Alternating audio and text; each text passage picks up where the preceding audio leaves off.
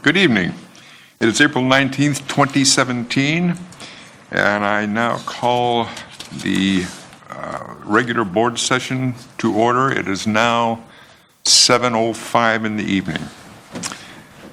Commissioners present are Commissioner Burke, Commissioner Bagnall, Commissioner Duggan, Commissioner Doan, and myself, Commissioner Schmidt. Reports by the Chief Executive Officer and management staff. Good evening, President Schmidt, members of the board. We have a very full agenda this evening, so I will keep my comments brief. We will start, as we always do, with Safety Minute by Andrew Karlstrom, our Customer Service Manager. Good evening. Since we're in spring, I thought it'd be timely to have a seasonal safety moment, and tonight's topic is yard hazards. So in 2015, more than 300,000 people were sent to the ER due to injuries related to yard and garden equipment. I thought that I would give you 5 tips to keep you out of the ER. Number 5 is dress appropriately. Definitely avoid using loose clothing and jewelry that can be caught in equipment. Wear long pants, long sleeves, and sturdy footwear. Bonus points if you have steel-toed boots to protect your skin and guard against falls or dropped objects. Always wear eye protection, heavy gloves, and hearing protection, earplugs when doing chores with loud or motorized equipment. Hand tools aren't always safer. 64,000 people were sent to the ER in 2015 for hand-operated garden tool incidents. Make sure your tools are working in good working order. Broken pieces can cut or injure. And be sure the equipment's properly sized to avoid overreaching, which can cause strains, back pain, and other overuse injuries. Ladders, respect heights. 256,000 people were injured in 2015 because of ladder and stool injuries. And before working at heights, make sure you read the instructions for the ladder you're using. Number 2, read the owner's manual. Make sure you ensure all the safety features are working properly. And number 1, never ever text and mow. Thank you very much, Andrew. I think the moral of the story is just don't do yard work. That's what I'm taking away. I do want to provide a reminder, be sure and use your microphones when speaking this evening, and also we would ask to please turn off your microphone if you aren't speaking. We get a little bit of a feedback problem. In terms of other updates from around the district, I'm pleased to report that on April 4th, just a couple of weeks ago, the joint permit application for the Willamette Water Supply System was submitted to the U.S. Army Corps of Engineers, the Oregon Division of State Lands, and the Oregon Department of Environmental Quality. Not only was the application package over 700 pages in length, but it was obviously both physically substantial, but this is a substantial accomplishment on the part of the water supply system. This is a huge step forward. The schedule for the permitting review process is essentially on our critical path at this point because we need to get it done so that we can be eligible to participate in several of the opportunity projects that will be heading our way in the next year. We're told that it will take about a year for the regulatory agencies to complete their review, but the really good news is the preliminary feedback so far has been remarkably positive and very encouraging.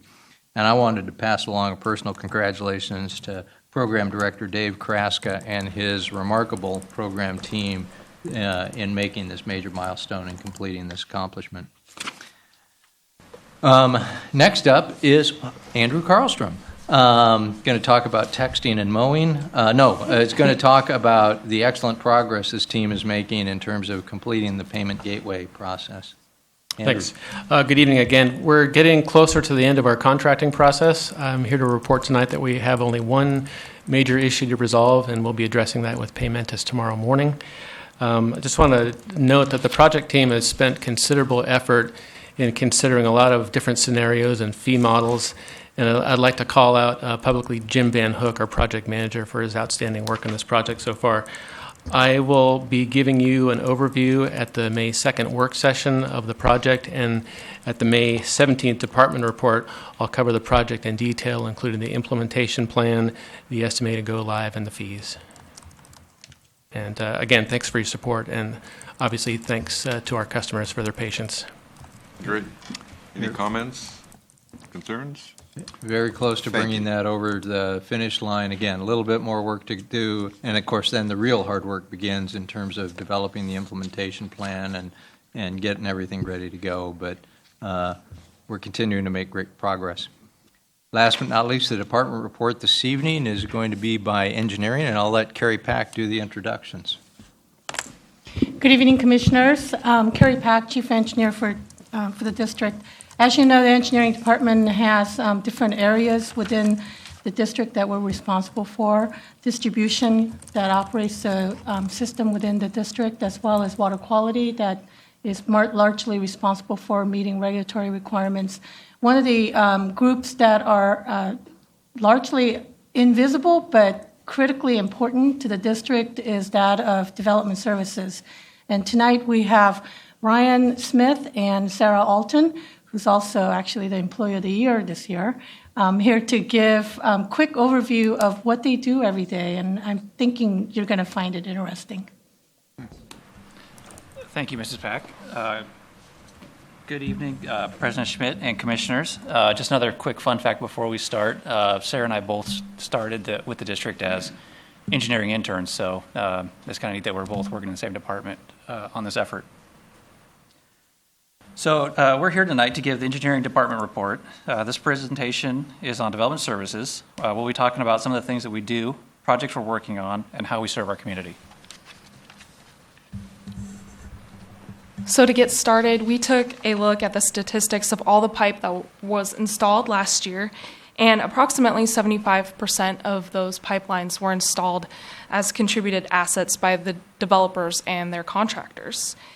In development services, we review and approve these assets before they are installed in order to ensure they meet the objectives of our construction standards and other applicable regulations. In doing so, we consider how the development can meet the needs of our long-term system planning and current and future customers. This slide is intended to show how development moves through TVWD's process and how development services interacts with various stakeholders. Development projects typically start in land use at the county or city. Depending on the agency, this is our first opportunity to comment on the project. Most of our comments are made, preliminary comments are made on service provider letters. These state whether we have adequate capacity to be able to serve the development or make comments on type of improvements required to serve the project. The project then moves on to our internal plan review. This is where we receive the development plans for review and approval. And this is typically an iterative process, so we have multiple back and forths with the various developers to get projects approved. Once the plans are approved, we set the subdivisions up in meter sales and notify our construction inspectors of an upcoming project. Once the construction starts, we stay involved with the inspection staff for updates on the projects and coordinate plan revisions that result due to changing field conditions. Typically, our last involvement in the project is with meter sales and the installation of services and meters. For meters that are 2 inch and larger, we prepare an agreement and coordinate payment of the system development charge. So this next chart is a depiction of the plan reviews that we do at the district. And as you can see, the number of unique plan reviews has gone up dramatically since 2010. This chart is from 2010 to 2017. And the red line is actually our plan review time. And you can see that plan review time has stayed pretty consistent. We've been keeping up with the workload of the additional plan reviews. And in fact, in the past 2 years, our average plan review time has gone down. And as we've noted before, this is the number of unique plan reviews. This does not include any resubmittals that the engineers submit to us. This chart is a depiction of the transactions that we have in the meter sales portion of the development services. Last year, the meter sales portion of development services processed over $10 million worth of transactions. These transactions include service install payments, meter install payments, and system development charges. And in engineering, we're really big on show and tell, and so we've brought in a 5/8 inch meter to show you guys. And the reason why we brought in a 5/8 inch meter is because these meters account for 74% of all the meters that we sell at the district. And last year, the last fiscal year, we sold 744 of these individual meters, just of 5/8" meters. So our GIS department put together a time lapse for us for this presentation that shows the geographical locations of all the developments that we have had since January of 2014, the last couple of years. So with the next click, Sarah can let it play, and we will watch as that all kind of develops.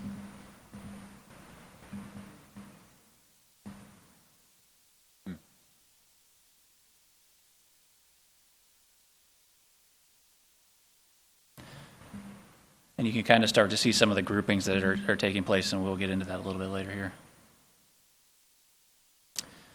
The red ones that popped up here on the last part are projects that we have on the books or have been approved, but just haven't started construction yet.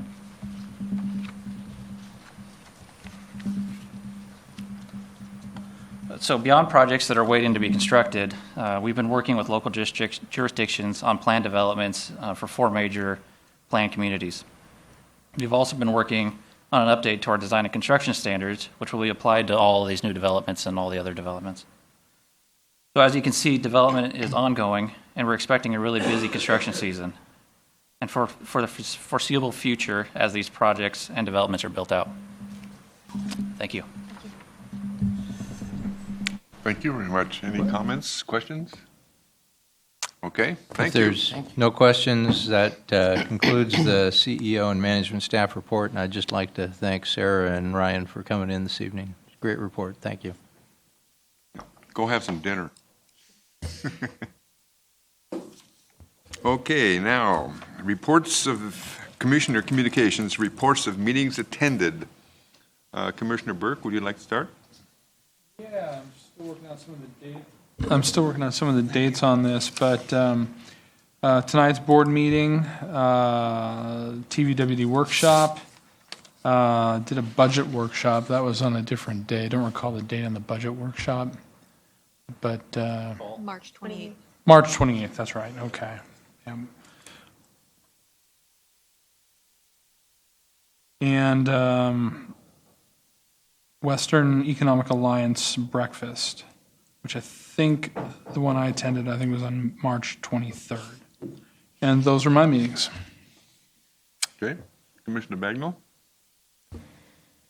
I went on a budget committee facilities tour, big fun, on the 17th of March. And it rained the whole time, but darned interesting all the same. And thank you to staff for all the help with that. On the 22nd, I attended the joint meeting with the Hillsborough Water Commission. On the 28th of March, I attended the Budget Committee first workshop.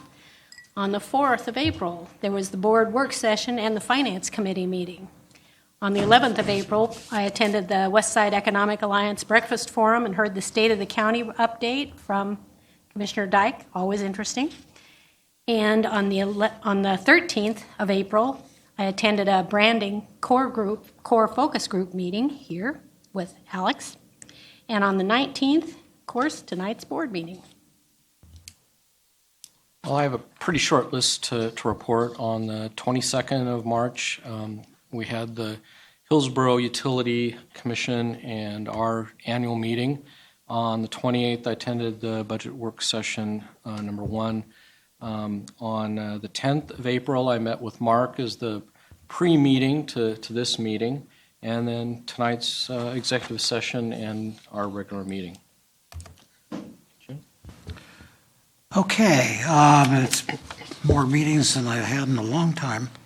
Last night I attended a meeting to talk about the future of ALOA with the County Commission and others. On the 13th, I attended the ALOA Business Association meeting, did the Budget Committee tour, had the joint meeting with the City of Hillsborough, budget workshop, work session. We had the JWC pre-meeting on the 10th. The 14th, we had the Joint Water Commission meeting, which Commissioner Schmidt and I both attended. And I'll bring you up to date on what's going on there. Barney Reservoir is full. Hague Lake is 98, 99% full.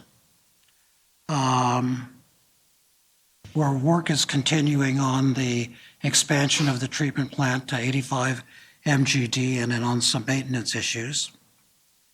The Joint Water Commission restarted its corrosion protection issues, which is always good. And that's pretty much it. Anyway, it was a very accelerated meeting.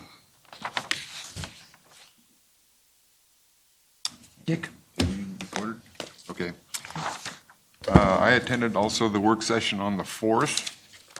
On the 10th, I had a meeting with Mark, an update on the agenda. And also on the 10th, a meeting with Mark and Jim Doan on the Joint Water Commission budget. And on the 14th, a Joint Water Commission meeting, which consisted of the budget and water treatment plant updates, and tonight's regular board.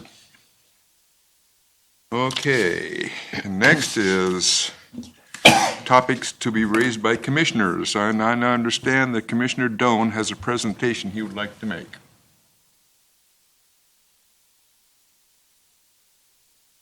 Yes. I'm not sure is this working? No.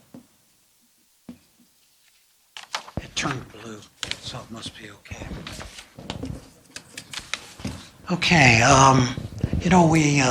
we often don't get a chance to celebrate people who have helped 1 million users in the metropolitan area to have safe water. And I'm going to introduce Bob Willis, and if he'd come up here, I've got some things to give him. Whenever anything goes wrong in the Bull Run, the city of Portland just turns on the Columbia South Shore well field, as if, it's been there since, the wagon trains came across the prairie. And really, they didn't. Bob conceived this idea probably in 1975 and put up with reluctant city council, a number of naysayers, and finished the project, which at the time was the largest expenditure the Bureau of Water Works had ever made in 1985. And everybody was jumping up and down saying, why did we do this stupid thing? Because, we're never going to need this water. And lo and behold, that summer we had to turn it on. And so for Bob's tenacity of fighting this thing through city council, all the regulatory stuff, all the naysayers, Bob did everything from the original geologic work. I was out there reading meters at 2 o'clock in the morning in the rain. Anyway, because it's so important and because we rely on it so much, if City of Portland won't honor Bob, I'll pick that up. TVWD will. And here's what this plaque says. It says, the Tualatin Valley Water District gratefully acknowledged Robert F. Willis for your dedication to the planning, design, construction, and protection of the Columbia South Shore well field, and for the many benefits it has provided to our region and will provide for future generations. Okay. And I have something, having shared an office with this gentleman back when he was first getting underway. And I learned a lot of how to manage political people from Bob, which allowed the groundwater system, allowed the hydropower system to go, including federal legislation and charter changes and those sorts of things. But I learned it from Bob. And so I've got a present here for Bob, and it's for Robert F. Willis, P.E., imagined, built, and tenaciously protected the Columbia South Shore well field, 1976 to the 22nd century and beyond.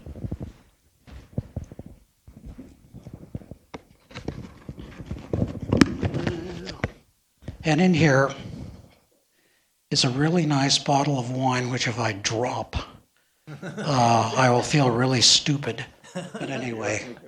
Thank you very much. Oh, you're welcome. Thank you, Jim. All right.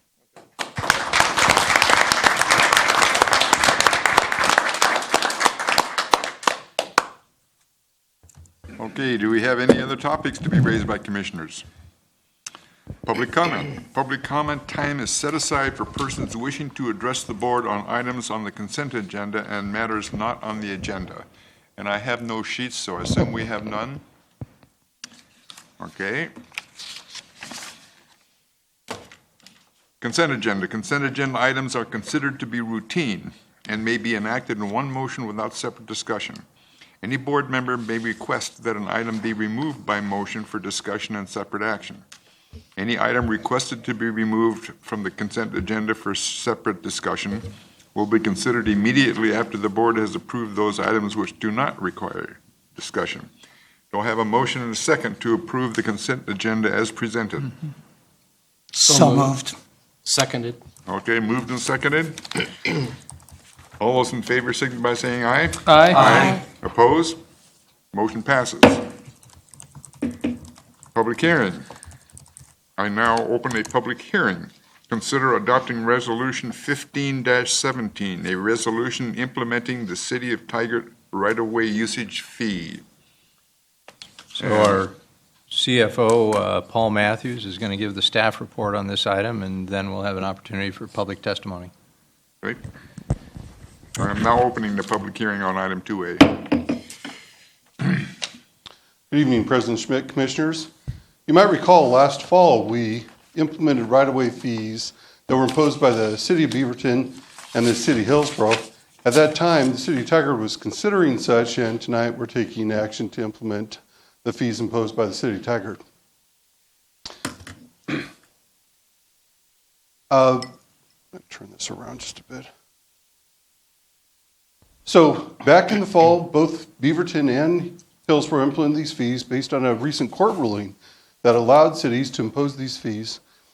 The Tigard fee will be effective May 1st, 2017. The new fee collected by the cities have nothing to do with the provision of water service. Those monies will be used by the cities for their purposes unrelated to water. The fees will only be collected from those customers that are located within the cities imposing the fees. Which customers are affected? Here's a map of the district service area. We have two major service areas. On the west side is what we commonly refer to as the Wolf Creek area, and on the east side, southeast side, is what we commonly refer to as the Metzger service area. The purple area is the City of Hillsborough, which implemented its fee last fall, as I mentioned. Beaverton, which implemented its fee in the fall as well. And now Tigard is what we're looking at here. The hatched area are those areas of the TVWD service area that are within the three cities that we serve. So this area in particular is the area that we're talking about tonight. Largely in or entirely within our Metzger service area, these are City of Tigard customers that are within the Tualatin Valley Water District boundary. When this first came up, we worked with you, the board, and you gave us some guidance on how to deal with the fees that were being implemented by the cities. You gave us two standards. One was transparency and the other is fairness.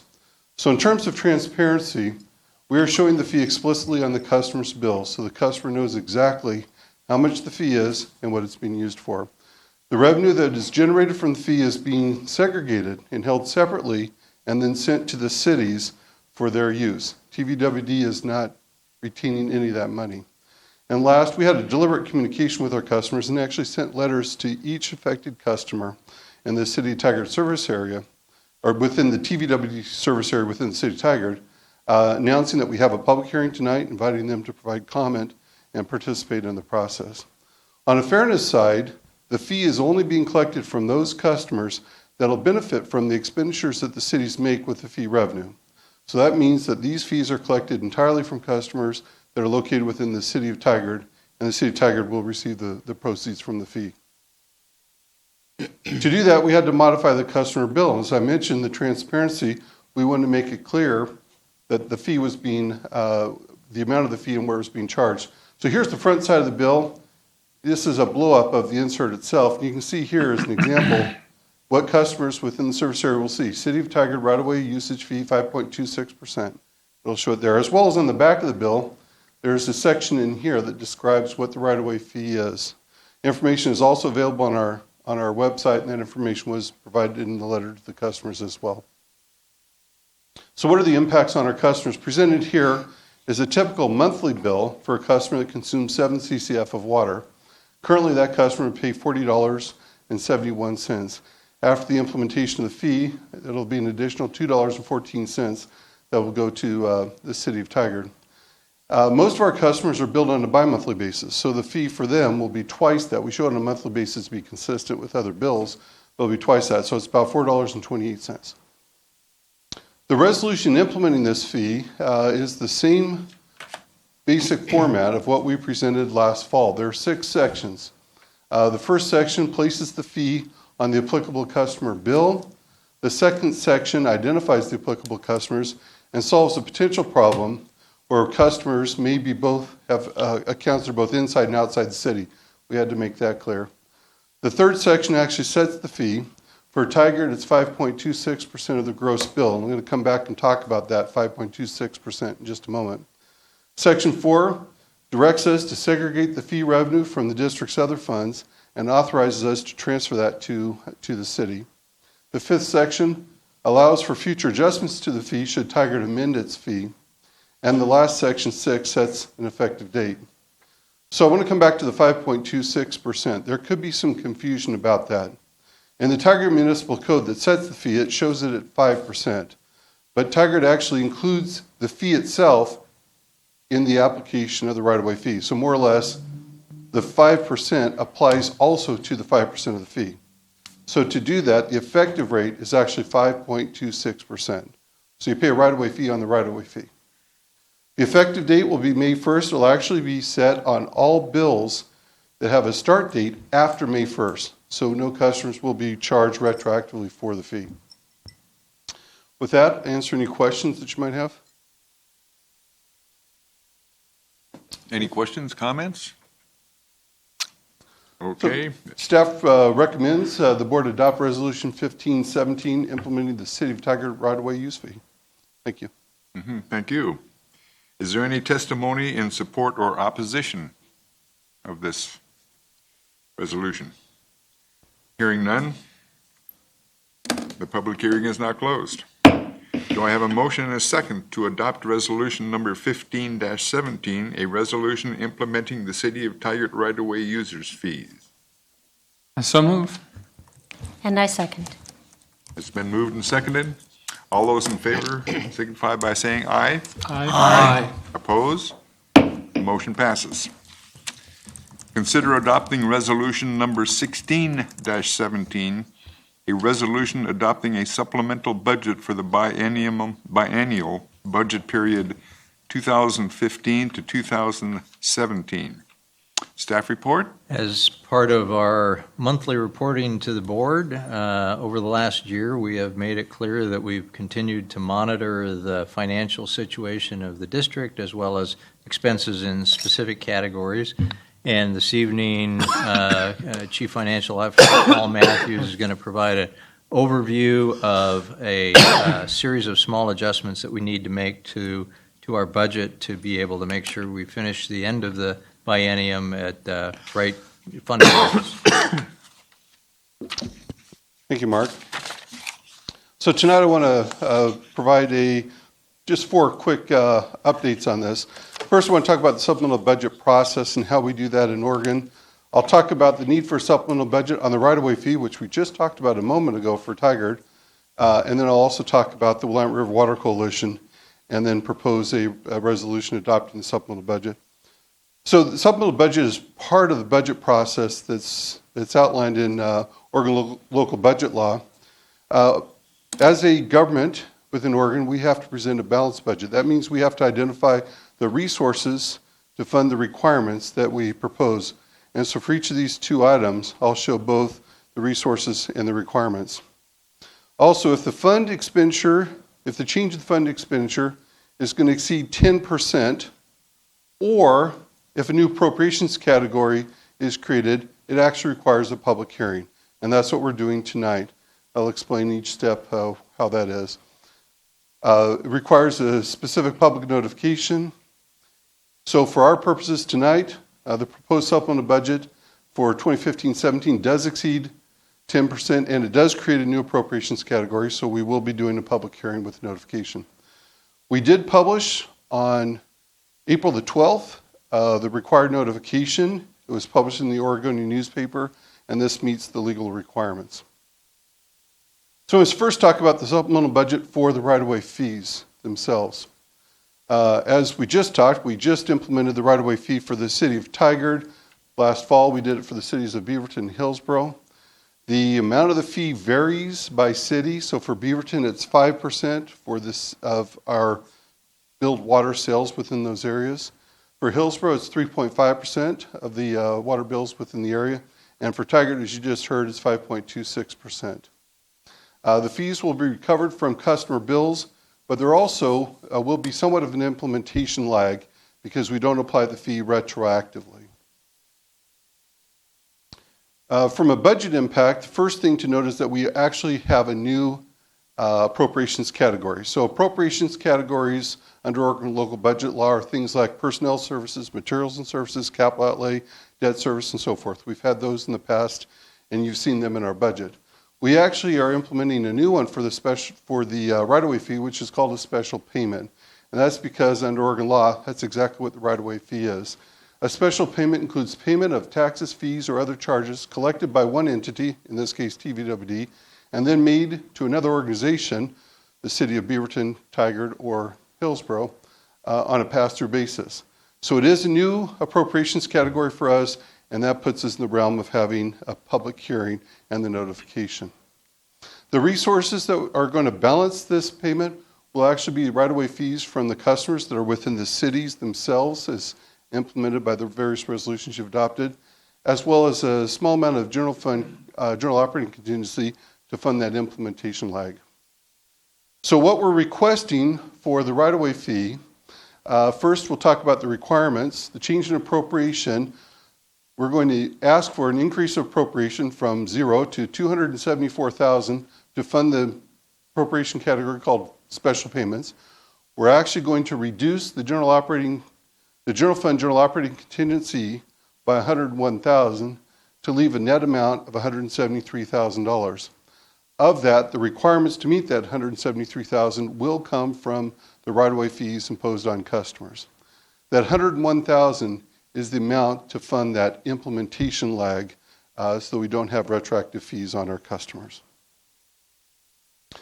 Changing gears a little bit to the Willamette River Water Coalition, this is a small fund that we manage, and TVWD actually is the managing agency of the WRWC, and we manage the financial affairs of the WRWC. That means that we adopt the budget consistent with Oregon budget law. The board, through its budget process, actually adopts the appropriations themselves. We do the accounting and payment of services, and we conduct a financial review in lieu of an audit because of its size. The WRWC budget has expenditure adjustments for the negotiations of the Willamette Governance Group. This is a effort within the WRWC to fund negotiations of the Willamette water supply system for the WRWC members. That includes the cost of a facilitator as well as a financial consultant. The dues for the WRWC members will actually be the resources that come to TVWD to fund this expenditure. So the budget impact is more than 10% of the WRWC fund. The WRWC fund is quite small, and the amount we're asking for exceeds 10% of the total fund amount. The WRWC board actually took separate action when it developed its budget, what it calls a work plan, for fiscal year 2016 and fiscal year 2017. So the dollars that we're presenting here tonight in the supplemental budget have already been approved by the WRWC board, and our actions mirror the board.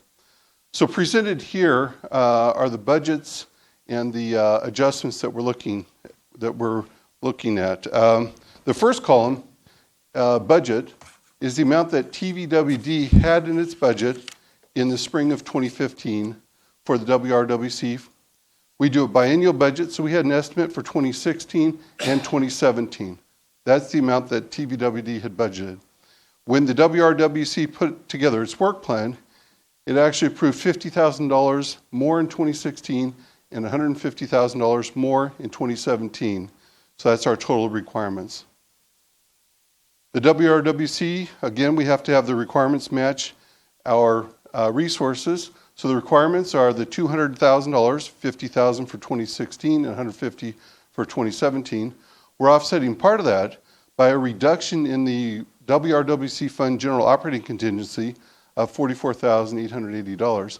So the net amount that we need is $155,120, and that will come from the dues assessed on WRWC members. So with that, it's a lot of information. Went through it kind of quickly. Are there any questions that I can answer? Any questions, comments? Okay, thank you, Paul. So with that, staff recommendation is that the board adopt a resolution 1617, adopting a supplemental budget for the biennial period of 2015-17. Thank you. Thank you. I am now opening the public hearing on item 2B. Is there any testimony in support or opposition?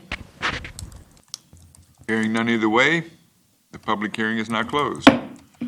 Do I have a motion and a second to adopt resolution number 16-17, a resolution adopting a supplemental budget for the biannual period 2015 to 2017?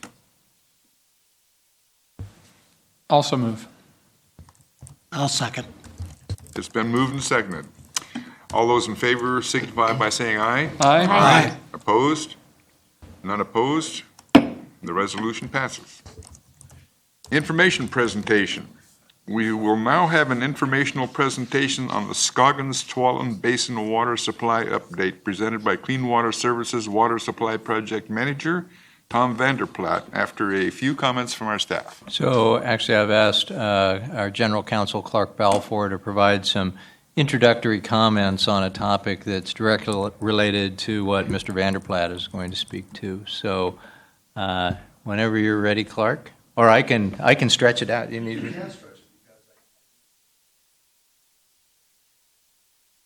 It's next. It should be next. Press B. B as in bad. Yeah, that's why I said bad.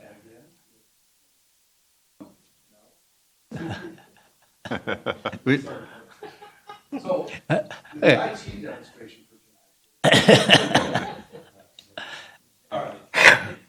So that is a little dark, but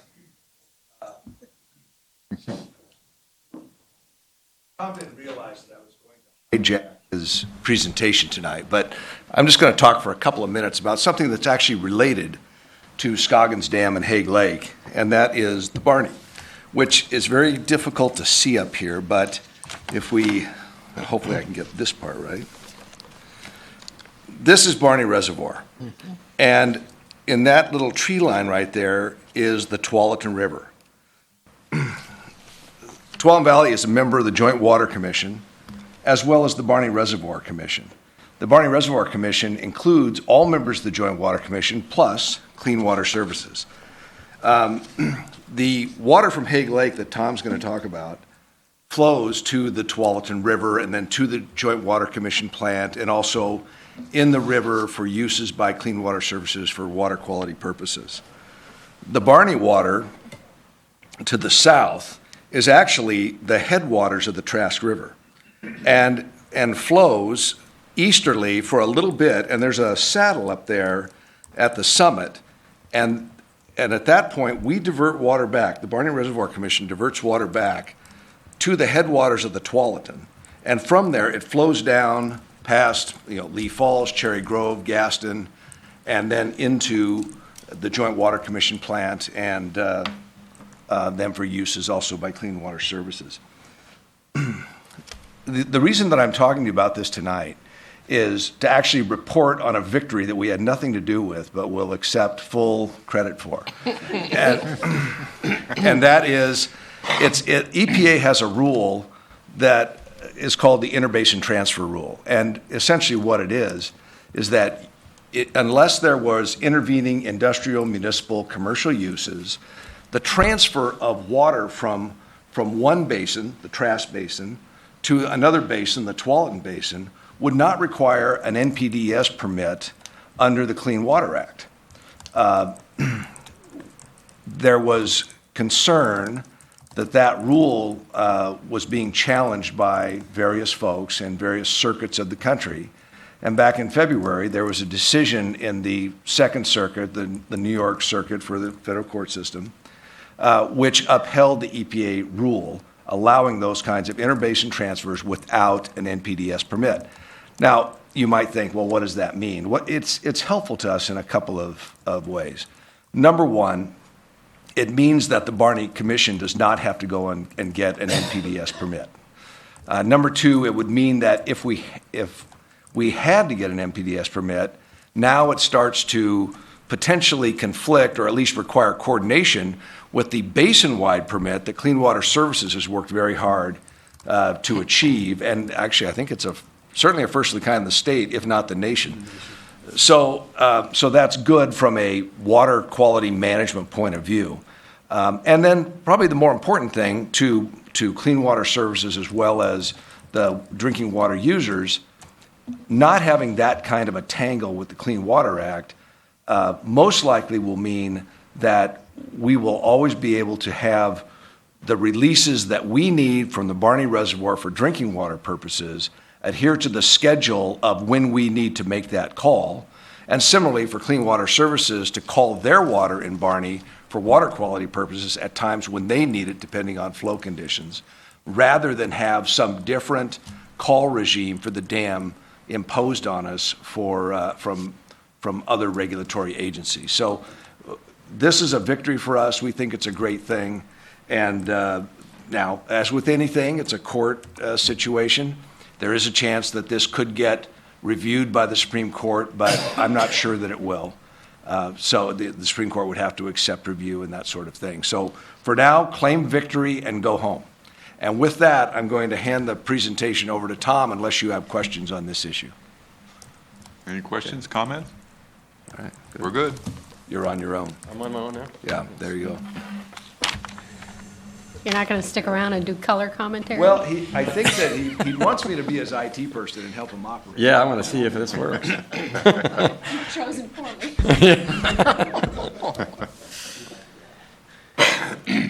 Oh, there we go.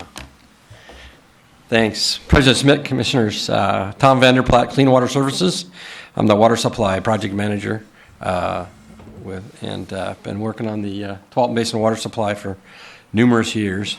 And so I have John Doomer with me, who is my principal engineer. So if you have any really hard engineering questions, I'm going to bail out and have John answer them for you. So I want to just give you kind of an update of what's going on. Actually, there's some pretty good activity that's happening. So I'm getting pretty excited about where we're going with the project. In December of 2015, after a long effort, we've got legislation through Congress that allows us to combine the safety of dams work that we're doing at Scoggins with the additional benefits that we need for Clean Water Services. So that was kind of a big effort to try to coordinate those programs within reclamation and get that authorization through. So we're pretty pleased about that. It clears the way and makes the process much more efficient as to having to do things separately.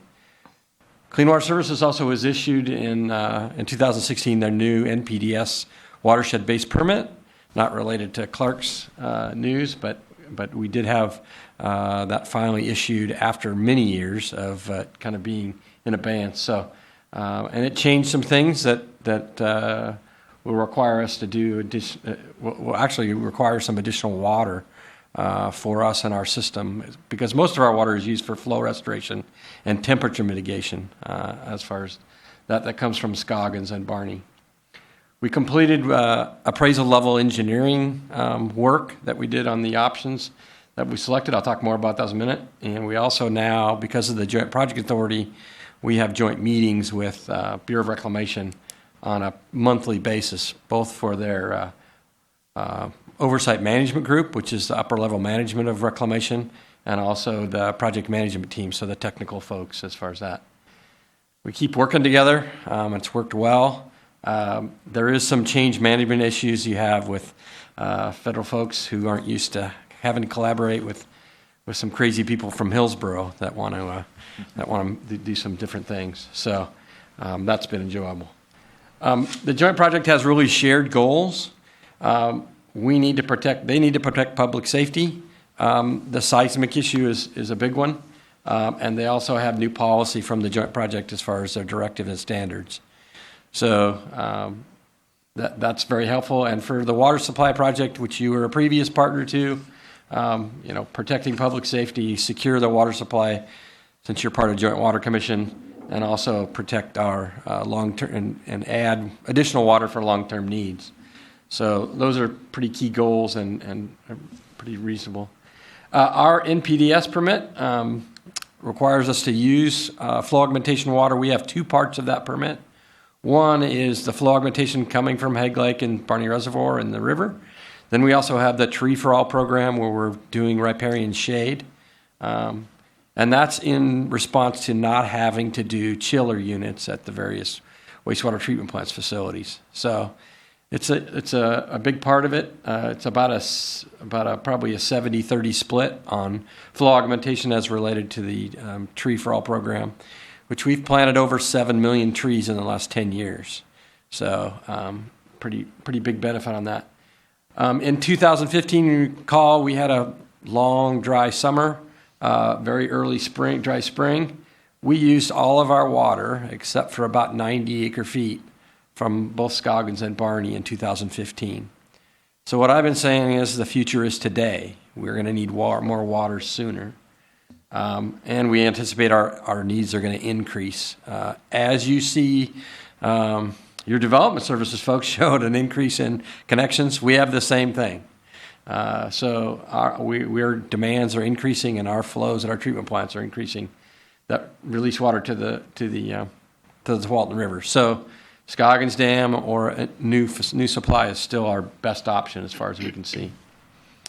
We've been through a couple years now of because of the seismic issue, trying to figure out how to secure the dam and deal with the 9.2 for over 300 seconds, which is a tough from an engineering standpoint. It's pretty high accelerations and forces that occur on a dam with those kind of things. Reclamation has gone through their Safety of Dams program. That's what the SOD is. They came up with a variety of options. They had 14 at one time. They're down to 3. Most of them involve, I should use this one, basically putting a buttress at the toe of the dam and then adding fill onto it. This is because the weakness and the liquefaction opportunity or liquefaction challenges at the foundation of the dam. So those are the kind of alternatives they're focusing on. We presented to them and they analyzed looking at a downstream option, and I'll talk more about that part of it. We have one option that would look at raising the existing dam between 12 and 25 feet. We're right in the current process of trying to optimize the ability to utilize the available structural strength of the existing dam and see how high we can get it without having to go to extraordinary efforts to raise it at some point. Here's the alternatives that that Reclamation chose. A couple of them will catch your attention. One is do nothing. Another one is breach the dam. And a third one is a reservoir restriction. Those last 3 we have a real struggle with, but it's part of their process because they have to go through the Office of Management and Budget and the executive level of Washington of basically the federal government. They have to bring those things forward and explain to them, explain what those would cost and what issues would occur. Those are all very challenging, and we have written several letters to deal with those. The others are excavation, and I said put the toe. They're just using different materials.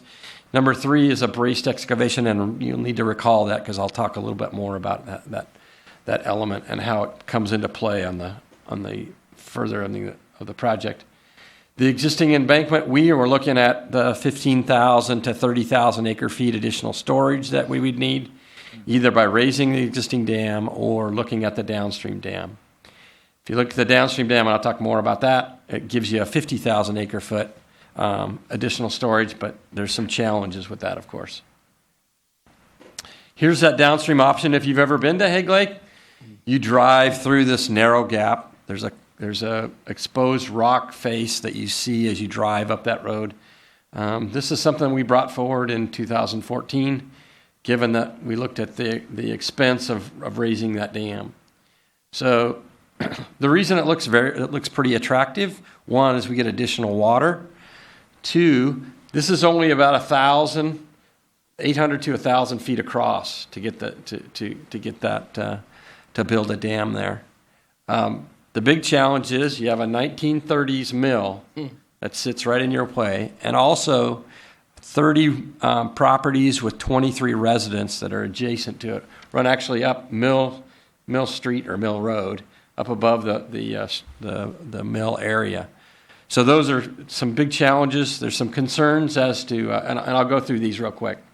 So there's some benefits. We'll start with the positive. It arrests the seismic issue. We have to build a structure that'll handle the seismic impacts that may occur with the Cascadia subduction zone. The narrow gap that I mentioned, we get 50,000 acre feet, and I'll talk more about the reliability of that. We see some cost savings potentially with the shorter structure, but also the challenges of not knowing what it would take to relocate the mill and do the potential environmental remediation and relocation of those of the people that live there. It's a proven construction material. Roller compacted concrete has been used for quite a few years on dam construction. We see some potential increase. There's about 800 to 1,000 acres that would become water if we built the downstream structure. And then we always say this is a generational investment. Probably my grandson will be the one that may potentially enjoy the benefit of the additional water from that kind of structure. So we've got some reasons why it's a potential opportunity. Challenges, again, we inundate a larger area. We almost double the surface area of the lake in that area. We have limited geotechnical information as to that narrow gap and what the rock strengths look like and what we would have to do to actually put a dam there. We've got the mill and the other properties. I've had just recently, as of May 22nd, met with the neighbors up at the lake, and needless to say, I'm not their favorite person. Having to tell them, and I told them this a year and a half ago that we may be interested in having them relocate, is a frustration and a life challenge that you've got to appreciate that it's tough for them to deal with. And so we're doing our best to try to make sure we provide them the most up-to-date information on the project and make our decision as quickly as we can. This summer, we'll be out there doing geotechnical investigations. We are working with Reclamation to do some drilling at that downstream dam. John and my other team members are actively looking at the permitting and the requirements to have the drilling done so we can figure out whether we can actually place a roller compacted concrete dam in that location. And that definitely has its challenges, but we're working through it with Reclamation on that part of it. We'll also be doing some drilling on for looking at the raise on the existing structure also. There's environmental concerns and water quality protection as far as understanding the mill and it's been there since 1930. So there's some concern as to making sure we have water quality protection as part of that. But understandably, it is a mill that's been there since 1930. They have two operations. They have a dimension lumber operation where they're cutting logs into 2x4s. If you buy your 2x4s at either Lowe's or Home Depot, you're probably buying a Stimson generated log. We took a tour of that facility here a few months ago. They're doing 40,000 board feet an hour, and it's a pretty amazing process to watch. The amount of computer and just lack of people in the automation they have in that system is pretty amazing. So, but there are issues. They also have a hardboard plant where they take chips and press it into a hardboard product and use some other glues and other things that could be concerns as far as environmental issues go. So we'll be looking into that. We've already had several conversations with Stimson Lumber and their CEO and others to talk about how we would go about the continued coordination with them. We're actually working with Clark's firm on a site access agreement, and really has been doing pretty well on our coordination. As you can appreciate, as a private industry landowner and a private person, that allowing some government officials to come running around on the property and turn over rocks and look at things can be a challenge. So we're doing our best to make sure it's coordinated. He put on us, and he told us, and I think as a smart businessman, said, we only want you to do this on an incremental approach. First of all, I want to know if you can put a dam in that location. And so that's why we're doing the drilling first. We're going to do that first and see what kind of testing we come back with and see if we can definitely engineer a facility at that point. Then we'll go to the next phases of environmental review, phase 1 site assessments, those kind of things as part of that. We also have to figure out, and this is a challenge in coordinating with Bureau of Reclamation, is relocating a mill in Washington County and or Yamhill County may be a significant challenge. We've continued to do some information gathering on what size site, what kind of facilities he would need, those kind of things. So been a good relationship so far, and we're doing good. There is a schedule impact. To put a downstream dam would take a little bit longer, and thereby may be concerns about extending the risk as far as reclamation is concerned and others. So we're working with them very closely to figure out. We have water rights that we need to deal with. We do have a pending application for the existing structure. We need to continue our conversation with Water Resources Department as to do the downstream. That will also have issues relative to fish passage and fish screening. So those are other issues that we're working at diligently on as part of that. Let's talk a little bit about reliability, because just because we can build a dam downstream doesn't necessarily we can fill it up every year. Mm-hmm. So we've had MWH as part of the model that they did previously on the project.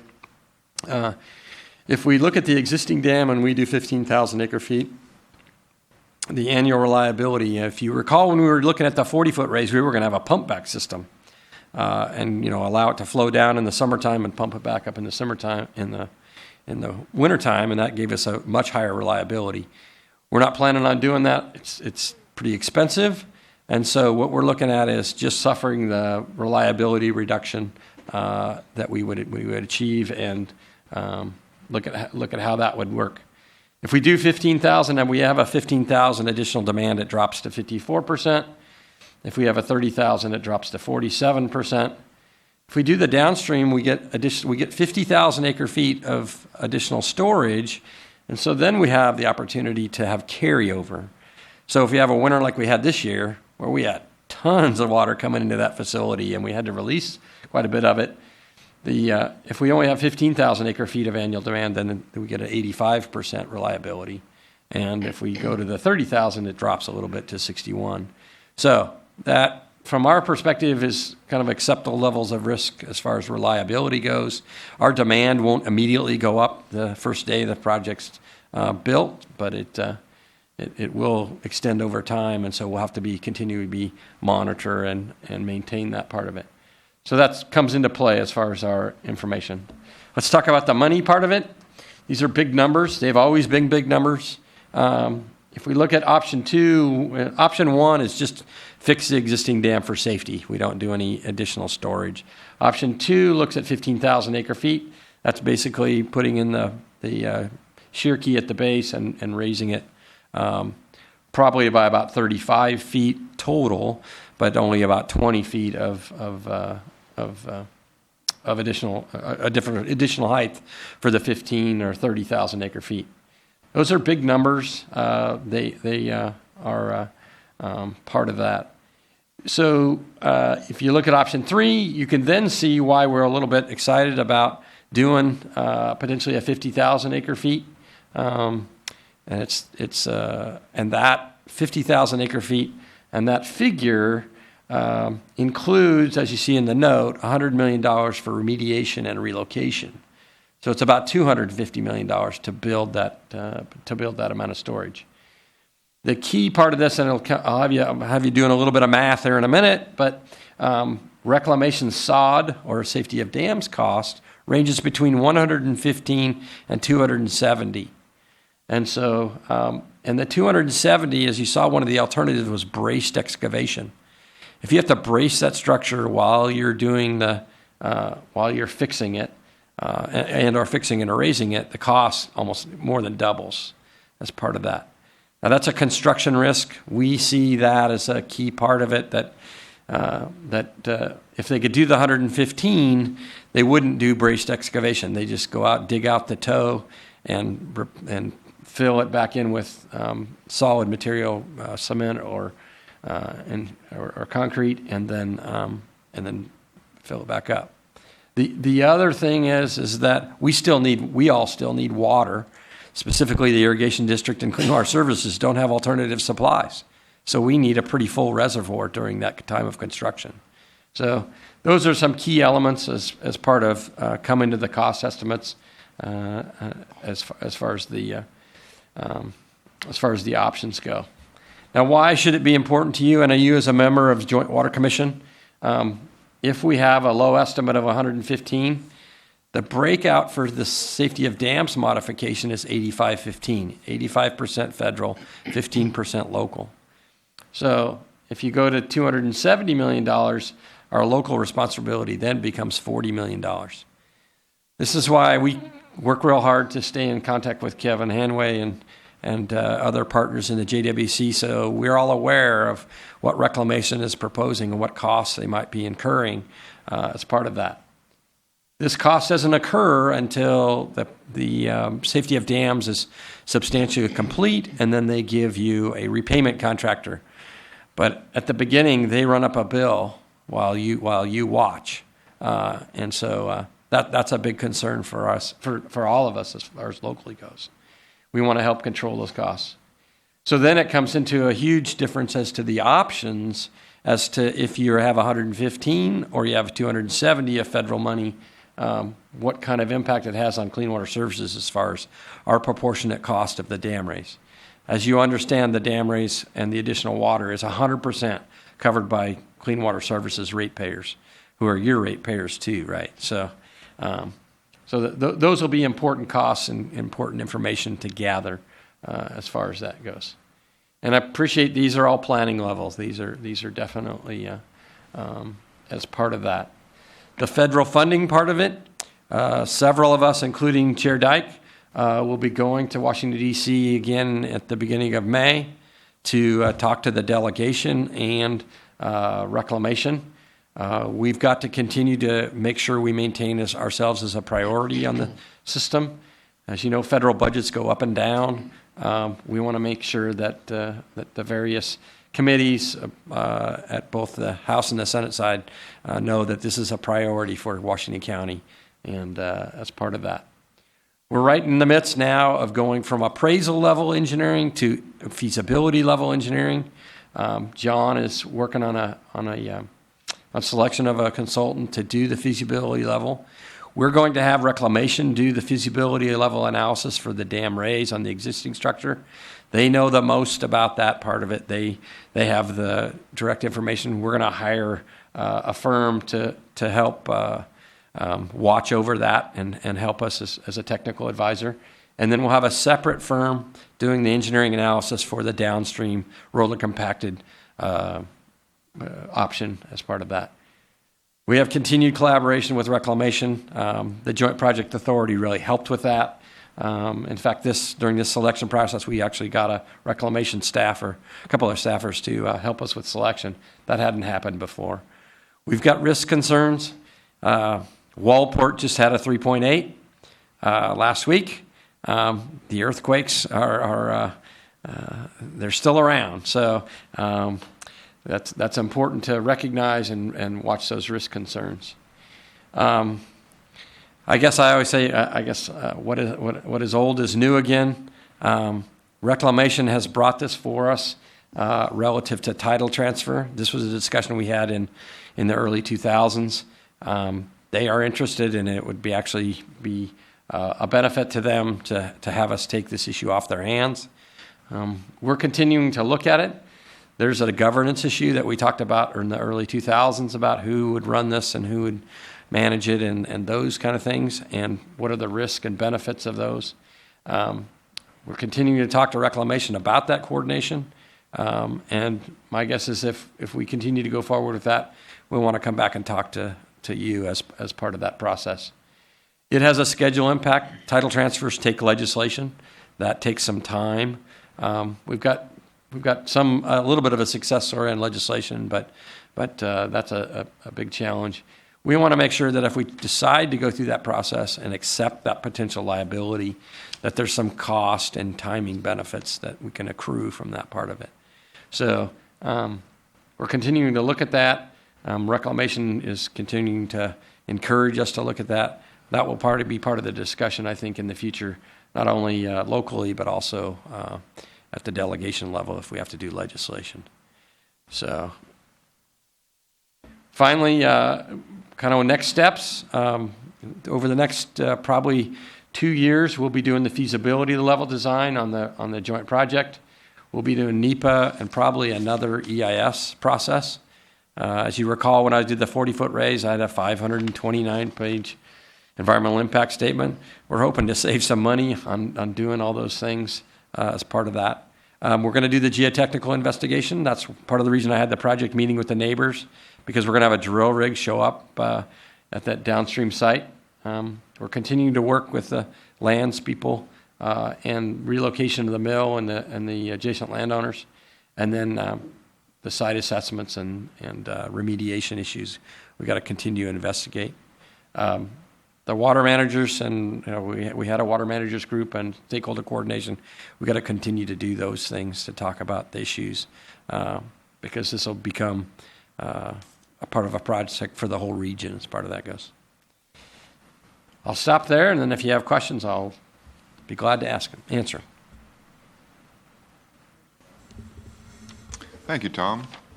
Are there any questions, comments? I do have one question. What is your current estimate for, some kind of timeline on completion of the project? I could give you my flip answer. I say in the summer. I just don't know which summer. Yeah. I say that. Reclamation has been pushing us and has indicated to us that they thought they could get their portion of it done in 2019, starting in 2019, which I can't see how they can do that. But I've kind of committed to, we need to make a decision within the next 2.5 years to decide which option is best. We don't have to get any legislation for either of the options. We already have that through the joint project. So I'm putting my bet on about 2023. We would start to look at a beginning of construction, getting through the permitting and doing the construction by then. So I have been wrong for 17 years. So I don't have much credibility when it comes to schedules on that side of it. I told the neighborhood meeting folks that because, but I've had some things that have happened, like the seismic issue that came up that I didn't have any control over.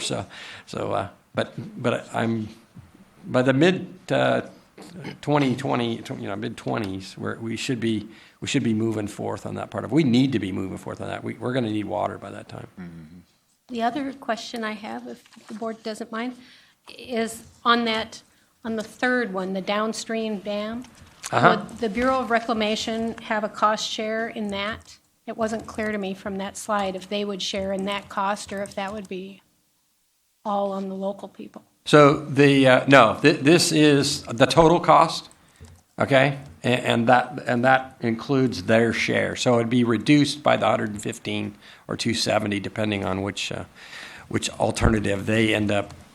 They'll cost out their alternative, and they have to, because one of the issues is we can walk out the door anytime. We can put a stop to the project, which I don't think will happen. But so this number, like let's say the 353, if you took off the 115, then that's Clean Water Services costs. And I will say Clean Water Services has a reserve account that we've been putting cash into to make sure we're prepared to cover this, not the whole cost, but at least a large portion of it for that purpose. All right. Thank you, Tom. Okay, business agenda. Time will be set aside for public comment for each business agenda item. And I have no slips, and I guess I don't have any public comment. Okay. Number 4A, consider adopting resolution number 17-17, a resolution approving the First Amendment to an agreement with the City of Wilsonville regarding water treatment plant design, construction, operation, and property ownership. So actually, I will introduce the next two topics, which are going to be handled by our General Counsel, Clark Balfour. Basically, these are key agreements with the City of Wilsonville that we need to be able to continue to move forward with things like improvements in the intake and being able to route the pipeline, the proposed raw water pipeline through the treatment plant site and through the City of Wilsonville. And so, again, a tremendous opportunity to continue to move forward with Willamette water supply system improvements. Take it away, Clark. Thank you. So in your packets tonight, you have Resolution 17-17, plus a draft agreement, which is entitled the First Amendment to our existing 2000 agreement with the City of Wilsonville. And as Mark said, in the course of negotiating the ground lease for the right-of-way corridor and our pipeline coming out of the Willamette River Water Treatment Plant, it became apparent that there were amendments that needed to be made to our 2000 agreement with Wilsonville. And so this First Amendment would take care of those things. And in some respects, it's a laundry list of things. And you have to look at this in the context of not only the ground lease that you approved and we're getting ready to execute, but also the Willamette Intake Facility Agreement that we're working on, where we'll have joint ownership, operation of the intake facilities for both the existing Willamette River Water Treatment Plant that is owned by TVWD, Wilsonville, and Sherwood, but also the new plant, the new pipeline, the new Willamette water supply system that Dave and his folks have been working on so diligently. So in any event, what we're doing now is trying to make sure that our existing agreement with Wilsonville is modified to deal with the water treatment plant, because we will have a continuing interest in that for some time, and also the real property upon which that water treatment plant is located, and yet move all the intake facility provisions to that new intake facility document that you should see shortly. So what this amendment does are these things. Number one, we make some definitional changes to our existing agreement to account for that separation between the water treatment plant and the intake facility. Second, one of the important things for Wilsonville in terms of the ground lease was that we would designate them as the permanent managing owner or managing agent for the Willamette water treatment plant. We had a provision in there that would allow us to assume those duties at some point when we started using water out of that plant. With the alternate treatment plant that we're going to construct as part of the Willamette water supply system, we really won't need that provision anymore. Tuolumne Valley doesn't have the same interest that it did 17 years ago in becoming managing owner when it starts using water out of the plant. So we're changing our agreement to designate Wilsonville because they will always be there. The third thing we do is, as part of our strategy to route our pipeline through Wilsonville, we're going to be primarily in public streets. Near the property that we own jointly with Wilsonville, as part of Wilsonville's transportation plan, they're going to build a roundabout and some other roadway improvements and there will be a requirement for some dedication of a small portion of our property in order to accommodate that roundabout. That's beneficial to us because that also helps provide our pathway out of the plant with our pipeline. So we commit to make that dedication. But there's also another dedication that's important to us, and that is adding section 2.12 to specify that Wilsonville is going to consent and grant an easement to Tualatin Valley, Hillsborough, and the other municipal participants in the Willamette water supply system for our new raw water pipeline that's going to come out of the intake facilities. Now, that provision is still under review right now because we're getting down to the specifics of how that pipeline routing would be, how the electric and control building for our raw water pipeline would lay out on the upper site, and other things related to that the construction, the design, construction, and location of that pipeline coming out of the new Willamette intake facility. So we're developing some exhibits. We're developing some language in terms of the dedication of that easement and the easement document itself. So that one is still a little bit under construction. And then the final piece is 2.2.8 to clarify the allocation of responsibilities for repairs, replacements, and other improvements based on ownership, while operation and maintenance costs will be based on usage.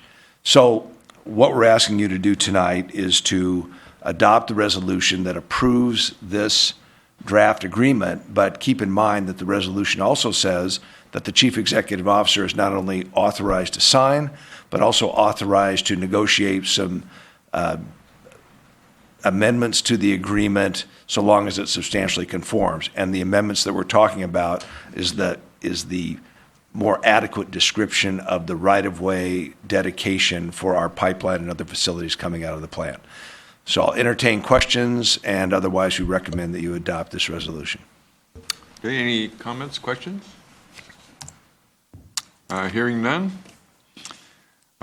Do I have a motion and a second to adopt resolution number 17-17? I move adoption of the resolution. I'll second, Mr. Chair. It's been moved and seconded. All those in favor signify by saying aye. Aye. Aye. Opposed? The motion passes.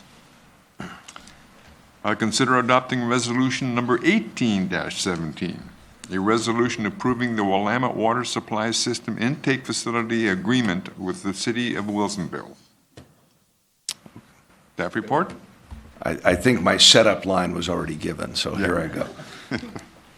So once again, another piece of the ground lease, as well as the First Amendment that you just approved, and also it tails in with the Willamette Intake Facility Agreement that's currently under negotiation. These provisions, once again, in the course of negotiating these various agreements, the City of Wilsonville wanted a commitment that certain things would be included in those agreements. And to that end, they wanted Tualatin Valley to agree to these changes or these commitments, but also with the ability that we could place them in the Willamette Intake Facility Agreement, and staff's very confident that those will be included in those agreements, but Wilsonville wanted to be sure, and so here we are. What this agreement does is provides a few things. Number one, with the Willamette Intake Facility Agreement, we're going to be essentially expanding that facility and improving it. Wilsonville has already invested in that, and there are things like the screens and some other facilities there that still have a very adequate, useful life, at least from their point of view. We're going to be taking those screens, for example, we're going to be upsizing them and replacing them.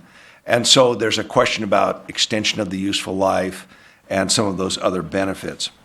In the course of that discussion, we came to a few conclusions that staff is willing to recommend to you. Number one, at the conclusion of the increase and upgrade of the Willamette Intake Facility, Wilsonville will have a share of 25 million gallons versus the 20 million gallons a day they have now.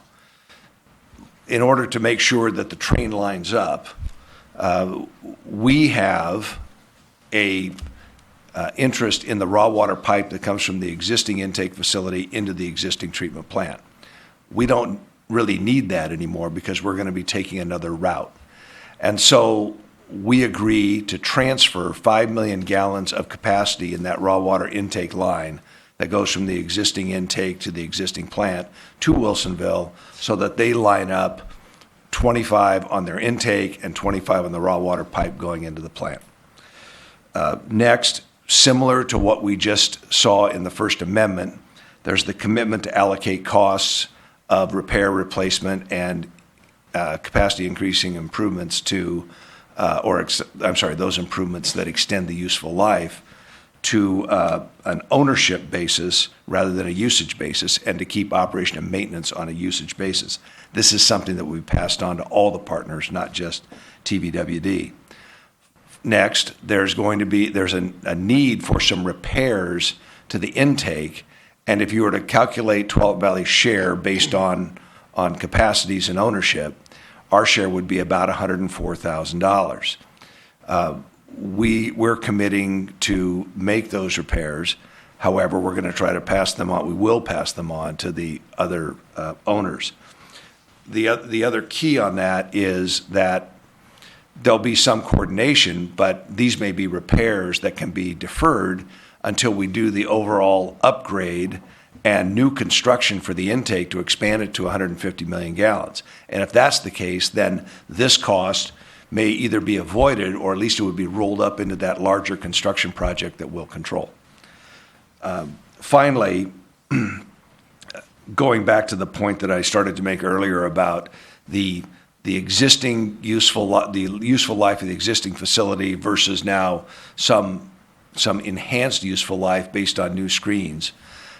We agree with Wilsonville to recommend that you approve a cap on the cost of the screen replacement and a cap on the cost of their share of the permit fees to do that screen replacement, so that they will not have a total cost exceeding $125,000. So we're here to answer questions as you might have, but we recommend that you adopt the resolution authorizing the Chief Executive Officer to sign, and also keeping in mind that there may be some additional amendments and authorizing him to accept those amendments so long as they're substantially in conformance with this agreement. So with that, I'll entertain questions. Thank you. Are there any questions or comments? Okay, hearing none. Do I have a motion and a second to adopt resolution numbers 18-17? So moved. I'll second that. It's been moved and seconded. All those in favor signify by saying aye. Aye. Opposed? The motion passes. Consider adopting resolution number 19-17, a resolution declaring public necessity to acquire permanent utility easements for the Kinsman Road project for the Willamette Water Supply System. So this is a type of item that we've brought to the board previously. Essentially, we're asking for your concurrence or approval to take one of the several steps that are necessary in order to acquire property or obtain an easement, in this case, for continued construction and implementation of the Willamette Water Supply System pipeline. Take it away, Mr. Kraska, our Program Director for the Willamette Water Supply Program. Thank you, Mark. Good evening, Commissioners. I have a very brief presentation for you about this particular action. And as Mark mentioned, the Willamette Water Supply Program has property needs at various locations for all elements of it: the treatment plant, transmission, pipelines, and reservoirs. Acquisitions will both be in fee title and in easements. Tonight's action, or requested action, is about a portion of our transmission pipelines. Our program or approach to real estate acquisition is a multi-step process, starting with the declaration of public necessity for the property. It initiates our ability to move forward with the acquisition, starting with the notification to the property owner, conducting the appraisal, determining compensation, and then negotiating the acquisition with the owner. This particular piece of property that we're looking at is part of the Kinsman portion of the program, which is down in the southern end. PLM 2.0, as we like to call it in the program. As part of that project, they're building a road that we're installing our transmission pipeline in, and part of that road is a slope easement that they own. And we are looking to locate a couple of our utilities, a couple of our appurtenances, blow-offs, and air relief valves that I'll be explaining in a second in that slope easement. Locating it there rather than in the road will facilitate O&M and maintenance in the future. And we've been already kind of coordinating with Wilsonville to set this up as it is. This is a aerial that gives us a better view as far as exactly what it is we're talking about, or at least the location anyways. Beckman Road up here at the top exists, and Kinsman Road, the extension, is what is under construction right now. And this line right here is the pipeline, our pipeline that's being constructed currently. The two easements that we're looking for are right here for the blow-off vault and right here for an air relief vault. Again, as I pointed out, it's in this what we call a slope easement off to the side of the road. Oh, there's one, there's two. So a blow-off valve vault, what it looks like is something like this, or this is a section through it. Our transmission main is here, and what a blow-off allows, it's at the bottom tangent of the pipe, a section of pipe with a valve attached to it, and allows for complete draining of all of the water in the pipe in a safe fashion. So draining it through this pipeline and then out to the side off here where our vault would be located, again with another shutoff valve, this would be located off the road so that you wouldn't have to close the road or do any work in the road in order to operate this particular facility. Similarly, but a little different, is the air relief valve, where at times some air will accumulate in our transmission line, and especially in the high parts of the transmission line, you have to have a way of letting that evacuate. So that passes again through a tangent pipe off of the top of the pipe, and then through the air relief valve, and then out safely. And again, this facility is what would be located in the slope easement off the road in a safe area. So with that, make the recommendation to adopt Resolution 19-17, declaring the public necessity to acquire the permanent utility easements for PLM 2.0 Kinsman Road project for the Willamette Water Supply System. And I'd be glad to answer any questions you might have. Thank you. Any questions, comments? Okay, do I have a motion and a second to adopt resolution number 19-17? So moved. I'll second. It's been moved and seconded. All those in favor signify by saying aye. Aye. Opposed? Motion passes. Resolution passes. We will now have an informational presentation on the Beaverton Urban Services Agreement presented by Chief Executive Officer Mark Knudsen. Well, good evening. I get to move around. What we wanted to do this evening was talk about our urban service agreement negotiations that we've held with the City of Beaverton over the last few months, give you a quick overview of the background on the issues, talk about the status of where we've been, what we've been working on, some of the key issues that we've identified, and talk about next steps. Frankly, this negotiation is still ongoing, but if you want to provide us further direction based on the information we present this evening, that would be great. But by the same token, we think we have a good understanding of what the board is asking us to do, and part of it, frankly, depends on exactly what Beaverton wants to do. And so there's a lot of back and forth going on, but I thought it was important that you understand where we are and what we've been working on and what we hope to accomplish. So I've titled this slide Urban Services Agreements. They're more than just a good idea. And I say that because actually this goes back into the early 1990s. The Oregon State Legislature approved what at the time was called Senate Bill 122.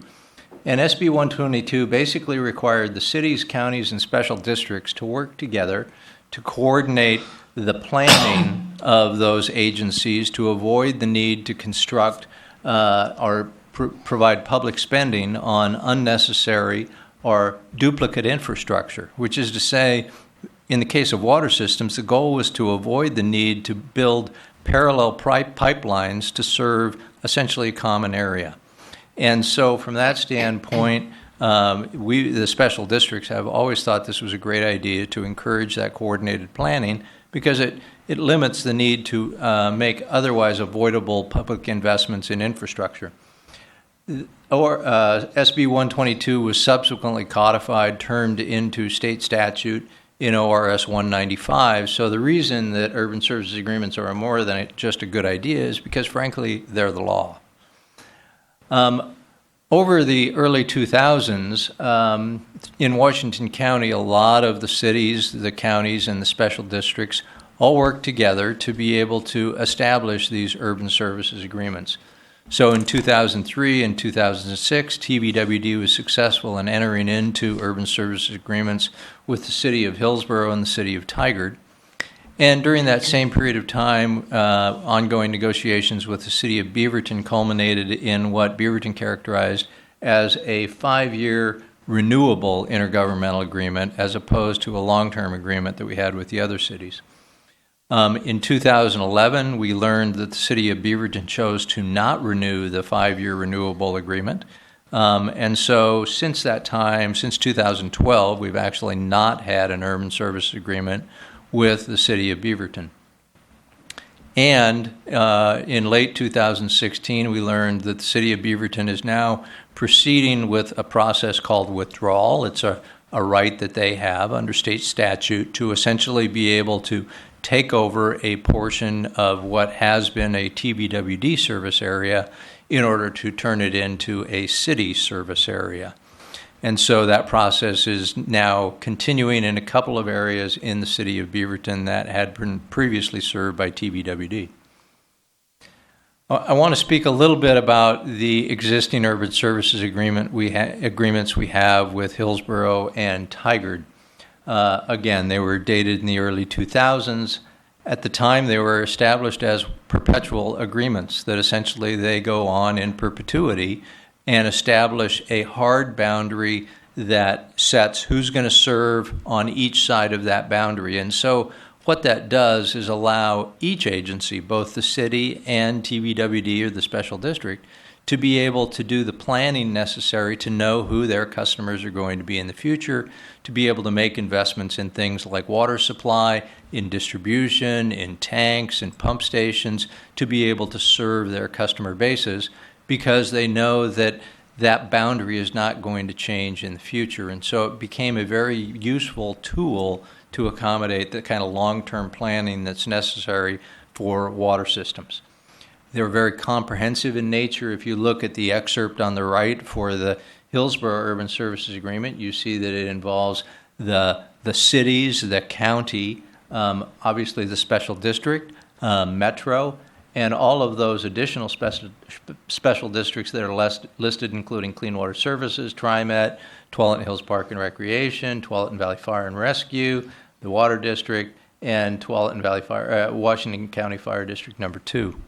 So very comprehensive, very well coordinated, and very long-term that allowed the kind of planning to proceed.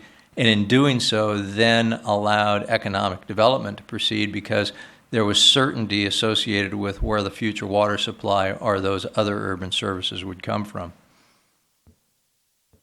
If we look at the relationship between TVWD and the city of Beaverton, we are kind of like hand in glove in many respects. And so what we've shown on this map is the overlap areas that are generally currently served by TVWD, but within the city of Beaverton. So there are about 9 of these isolated areas kind of around the perimeter of the city of Beaverton and kind of near the core of TVWD.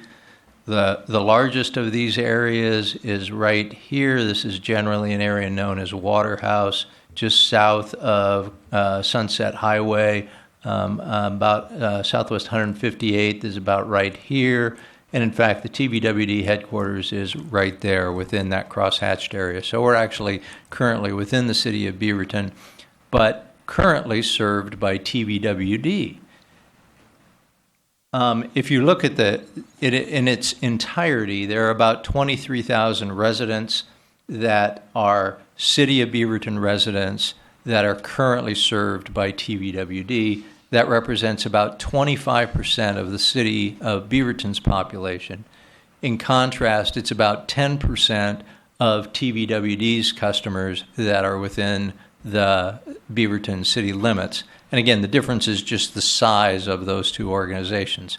You know, same number of folks that are affected.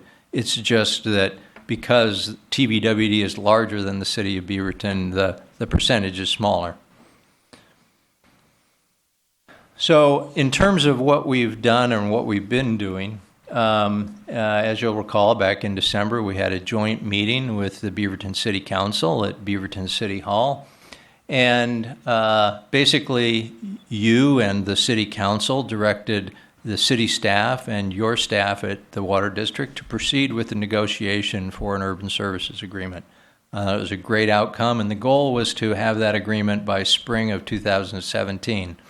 As Paul Matthews likes to point out to me, spring of 2017 goes until June 21st, and so theoretically we still have a couple of months to be able to knock this out. I'm here to tell you this evening it's going to be challenging to meet that goal, but the work is underway. We might have a little more time than that. Summer really begins when the Rose Festival ends. That would be July 5th. So at any rate, so for the last 4 months, we've held biweekly meetings. Every other week, we have met with district staff and city staff to continue to negotiate core issues within what would become the urban services agreement. In the off weeks, we've held internal TVWD team meetings to talk about developing those proposals, refining those proposals, and developing our comments to Beaverton proposals. In addition, once a month, I meet with the Public Works Director of the City of Beaverton. Had one of those meetings this morning, and we explore sort of issues that, frankly, we probably don't want to discuss with our entire teams, and see if we can kind of begin to continue to move the negotiation forward. In addition, late last month, the City of Beaverton City Council held a work session on this topic. It was actually a great opportunity for the Beaverton City Council to provide their staff direction on a couple of key issues that Beaverton staff had been wondering about. And so I thought that was a very positive effort as well.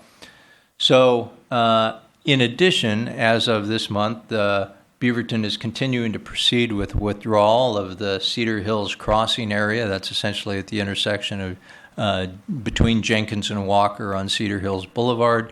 So the city will withdraw those areas from TVWD into the City of Beaverton Water Service area, and they are constructing a little over $2 million worth of pipeline improvements to be able to serve that area that's currently served by TVWD. In addition, they're going to withdraw what is called the Beaver Creek Apartments. It's a fairly large apartment complex in the kind of city center of Beaverton, again, that had been served by TVWD. In addition, Beaverton is proceeding with construction of new mains in a couple of areas, including Cedar Hills Crossing and maybe other areas, to be able to continue their objective of withdrawing service area. Now, in working with city staff, it's become clear there are a series of what I've called key issues that are really the drivers in terms of what's going on here. And I wanted to spend just a few minutes providing an overview of what those key issues are. And one of the big issues from the city's perspective, and you heard it at our joint council board session, was the difference in rates. So historically, before about 2015, the TVWD water rate and the City of Beaverton water rate were very, very similar. In the last couple of years, as you know, we've continued to increase the TVWD rate because in anticipation of developing the Willamette water supply system. If you look at our rate forecasts, and again, we're able to do rate forecasting over a 30-year period with our long-term financial plan, essentially what you see is this graph that's presented up on the right. The blue line, or the upper line, is the TVWD projected typical bill, a typical customer using about 7 CCF per month. And right now our rates, and the orange line is the Beaverton bill. The bills are fairly similar, but obviously over the next 9 years our bills will increase substantially. But the good news is over time, that will begin to kind of attenuate because, frankly, the supply system will be complete and we will be in a position of not only ending all of the construction expenses, but also avoiding purchased water from the city of Portland. And so that's why we're able to essentially flatten out those increases. Interestingly enough, the city of Beaverton has chosen to only compare rates or bills up until 2026. And so they haven't presented to us their long-term financial plans that would make rate projections beyond that. But the point is, Beaverton staff as well as the city council has highlighted, gee, there's a huge gap between a Beaverton ratepayer and a TVWD ratepayer. And if the TVWD ratepayer happens to be within the city limits of Beaverton, the city council feels obligated to do something about that, hence their interest and motivation to pursue withdrawal, to be able to shift those customers on to become Beaverton customers and ultimately save them money. Interesting that period of time equates to about 2 election cycles. Just an observation. Yeah. Another big driver for both parties is certainty. As we've been able to accomplish with both Hillsborough and Tigard, we believe certainty associated with our service area is really going to be key, particularly in understanding how much water do we need in the future, as well as what are the costs for the improvements that we need to be able to serve those areas. And so we're continuing to work with the city staff to be able to establish that kind of certainty through the Urban Services Agreement. In addition, one of the interesting features that has come up in the conversation is what about future annexations that folks might make from what is currently unincorporated Washington County into the city of Beaverton? Would they automatically become city of Beaverton water customers? And so we're trying to pin down the details of how those future annexations and or changes in the urban service boundary would change over time. Last but not least is certainly the financing implications for the Willamette water supply system. As we sell bonds starting in the next few years, I'm sure that the bond holders, bond underwriters are going to be genuinely concerned in terms of our ability to repay, and that will, of course, be contingent on having the certainty in terms of our customer base, which, again, is one of our key objectives.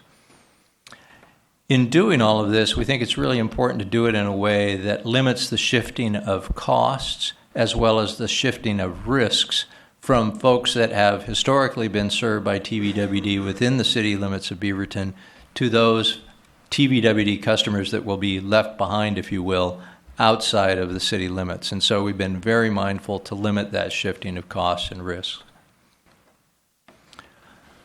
One of the big challenges associated with how this happens is the cost of the infrastructure that, in particular, the city would need to invest in to be able to serve these overlap areas. And so we have proposed to the city a strategy that's generally known as wheeling. And I wanted to spend just a minute and explain what it is that we're thinking about and get, if you have the opportunity to be able to provide some feedback to us in terms of your support of this concept.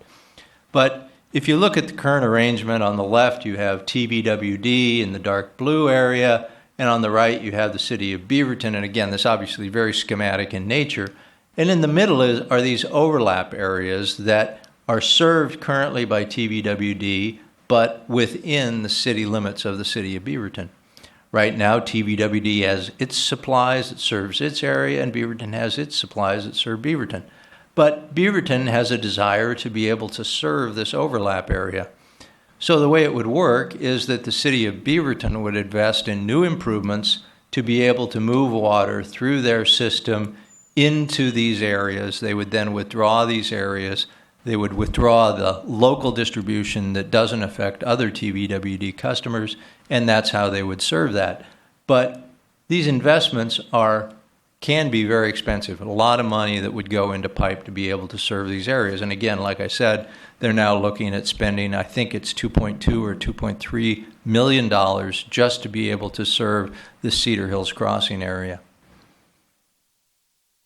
So we've proposed a different approach that I think may save both organizations and particularly the public money. And that would be rather than building investments in the Beaverton area to be able to serve these areas, what if instead we essentially took water from the Beaverton supply system and moved it through the TVWD existing pipe network that wouldn't require new construction to then be able to serve this area? So it would essentially be Beaverton customers. They would be withdrawn and become Beaverton customers, but we would move the water supply through the existing pipe network to be able to serve them. Alternatively, an even simpler approach to this whole solution would be to simply exchange water from the Beaverton supply and account for it as if it was coming into the TVWD system. Again, use the existing system of pipes and pumps and reservoirs in TVWD to be able to serve these areas. So essentially what we've presented to Beaverton is a proposal to use wheeling to serve some of these areas, not all of them. But the good news is wheeling would allow the use of the existing system and in a process avoid the construction of new infrastructure that could otherwise be avoided. And we think that winds up resulting in significant savings to the public. The challenge is there are places in these overlap areas where it may not make sense, that it just simply doesn't make sense because of engineering considerations or because of economic considerations. And so one of the challenges is working through the complexities of, well, where does it make sense and where does it not make sense to be able to serve some of these overlap areas. In addition, if there are areas where it doesn't make sense, then we've got to be clear in terms of the limitations associated with that. And then last but not least, obviously there are costs associated with using the TVWD system, and so we would want to go through the planning and studies to be able to figure out what is the cost, what would we charge Beaverton to be able to either exchange supply but somehow move their water through our system to be able to serve these areas without the need for construction of additional infrastructure. Wait, there's more. The fact of the matter is other key issues include the Willamette water supply system. So Beaverton is keenly interested in becoming a partner in the Willamette supply system. We think that's a good thing. It would require acquisition of assets from TVWD, an agreement by TVWD for partnership in the Willamette supply system. But again, Beaverton, for the same objectives TVWD wants to pursue the Willamette supply, is keenly interested in having a second redundant, reliable source of supply to serve their community. Another key issue that we've spent a lot of time discussing is the duration of this agreement. If you'll recall, now over 15 years ago, originally we had 5-year renewable agreements with Beaverton. We believe to be effective, this agreement needs to be much longer than just a 5-year renewable agreement, and so we've made the pitch to stretch this out to maybe as much as 40 years. The fact of the matter is, in the Willamette supply, Beaverton would obtain a perpetual agreement as an owner in that system, and we think whatever we do in terms of the urban service agreement needs to essentially reflect the long-term nature of the supply agreement as well. Given, one of Beaverton's concerns is the need for flexibility, we've proposed the idea of the ability to update this urban service agreement after some period of time, like maybe 20 years, that there could be some adjustments in the boundaries to reflect changing development and construction in the area. And so we think that makes sense, but again, there would need to be limitations attached to that. And finally, the city has identified a significant interest in terms of right-of-way utilization charges. So if you'll recall, we pay the city of Beaverton a franchise fee, just as Paul had described earlier, for the city of Tigard. We currently pay that for TVWD customers that are inside the city of Beaverton. We pay a 5% franchise fee to the city of Beaverton, our customers do. Beaverton is also expressing interest in assessing a lineal foot charge for our pipelines that would run through City of Beaverton right-of-way. And so there would be additional charges for right-of-way utilization on top of the franchise fee potentially. And so clearly we want to somehow address that as part of this agreement as well. So next steps, we're going to continue the negotiation. We're making actually a lot of progress. We still have a ways to go, but we think we've got a lot of very meaty issues on the table right now. Assuming we want to pursue the Willamette, the wheeling strategy, well, we would need to do additional work in terms of evaluation of the financial impacts and costs and wheeling rates. But we also need to think in terms of the impacts to the TVWD customers that are left behind and what withdrawal might mean in terms of the long-term costs and capacity requirements for the Willamette supply system. Beaverton's going to continue to move forward with completion of the transition of the Cedar Hills Crossing and Beaverton Creek Apartments. We want to continue to keep a close eye on council direction from the city of Beaverton, as well as any additional pipeline improvements that Beaverton makes that would essentially set the stage for additional withdrawals by the city. And last but not least, to continue to work towards putting together a draft agreement for your consideration sometime this summer. I think we are on track for a summer schedule, probably not so much spring. Obviously, we will continue to work with the board and review policies and implications of that agreement as details come forward. And again, our goal is with that draft agreement this summer to put together another joint council board meeting so that we can essentially jointly examine that proposed IGA between the two parties.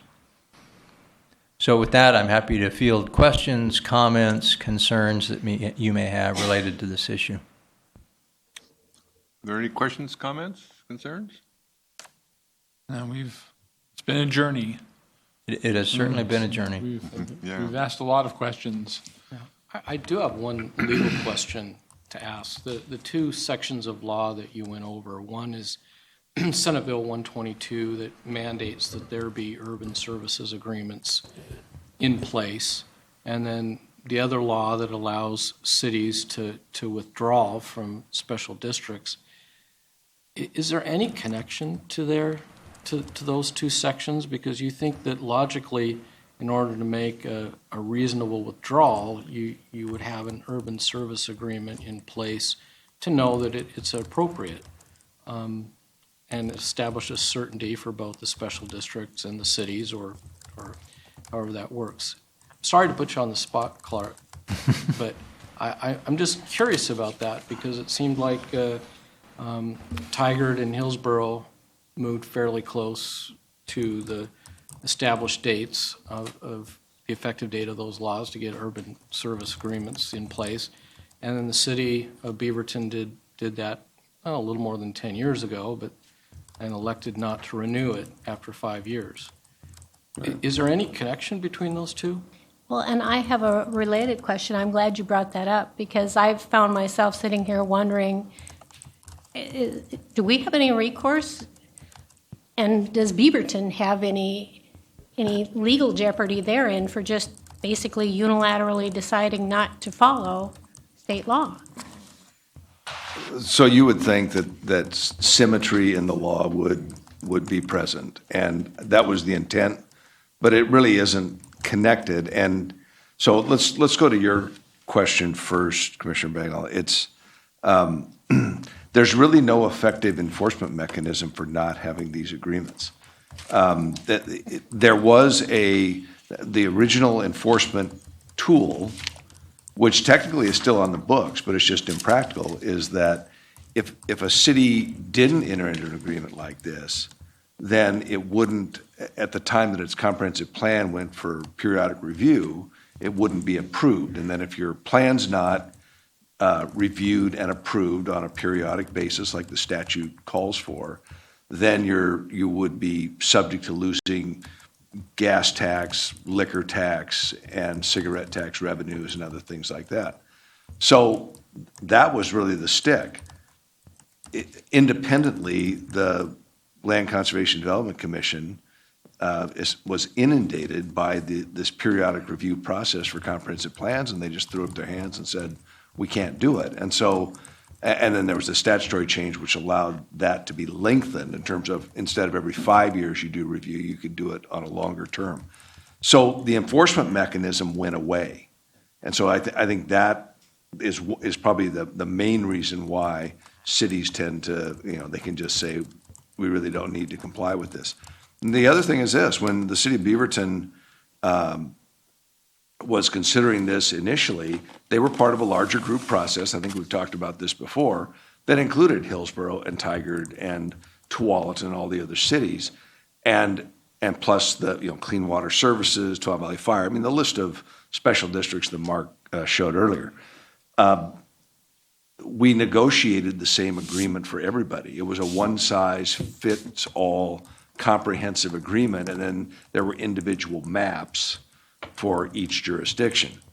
At the last second, Beaverton said, no, we're not going to do that. We're not going to, even though we've sat here at the table, we've negotiated the agreement, I've got the draft agreement in my file still, unsigned, we're not going to go that way. We're going to do a pared-down version, and we're only going to do it on a 5-year basis. And they did it based on an opinion from Bill Scheidrich that said this would, to execute an agreement longer than 5 years would be against the Beaverton City Charter.